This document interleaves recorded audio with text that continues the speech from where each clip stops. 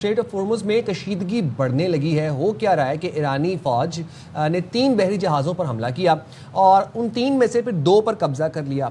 अब पासदार ने इनकलाब भी कहता है कि MSC फ्रांसिस्का नामी जहाज़ इसराइल की मलकियत है। जहाज़ पर पानामा का परचम लगा था। पासदार इनकलाब के मेजर जनरल मजीद मौसवी हैं।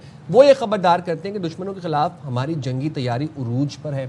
जंग दोबारा शुरू हुई तो दुश्मन के असासों पर बड़े पैमाने पर हमला करेंगे और खित्ते में मौजूद दुश्मन के असासों पर हमले तसव्वुर से बाहर होंगे। ईरान के जनूबी हमसाया मुल्कों को ये बात अच्छी तरह समझ लेनी चाहिए कि उन्हें मशरिक वस्ता में तेल की पैदावार से हाथ धोना पड़ेंगे। अच्छा, दूसरी तरफ जो अहम डेवलपमेंट है जिस पर ज्यादा फोकस नहीं किया जा रहा, लेकिन ये इंतहाई इंपॉर्टेंट है और हमने देखा था जब सीज फायर हुआ था तो केयर स्टार्मर जो कि बरतानिया के वजीर आजम है, उनका बयान भी आया था। उन्होंने बड़ी इस बात को अप्रिशिएट किया था, वरना वो ये कह रहे थे कि हम तैयारी कर रहे थे कि हम किस तरीके से फ्रांस के साथ मिलकर और दीगर कंट्रीज के साथ मिलकर स्ट्रेट ऑफ हॉर्मुज़ को खुलवाएं, क्योंकि यहाँ से दुनिया की मईशत जुड़ी हुई है जिसे बहुत ज़्यादा नुकसान पहुँच रहा है। तो आबनाए हॉर्मुज़ मिशन पर 30 से ज़ायद मुल्कों के लंदन में फौजी मुज़ाकरात हुए।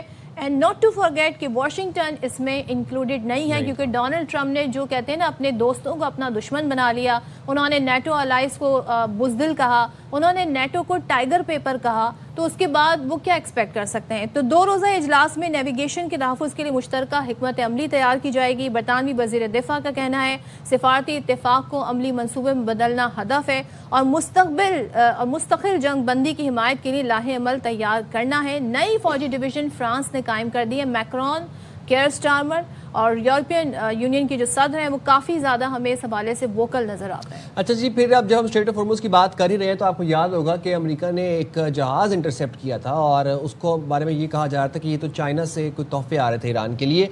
तो चाइना ने इस बात की तरदीद कर दी है। चीन ने कहता है कि ईरान को कोई तोहफा नहीं भेजा गया और अमरीकी इल्ज़ामात चीन मुस्तरद करता है। चीनी वज़ारत ख़ारजा के तर्जुमान ने यह कहा कि चीन एक ज़िम्मेदार मुल्क है और हमेशा अपनी बैनुल-अक़वामी ज़िम्मेदारियाँ पूरी करने में मिसाली रहा है। अमरीकी सदर ट्रंप ने चीन की जानिब से ईरान को तोहफे भेजने का दावा किया था।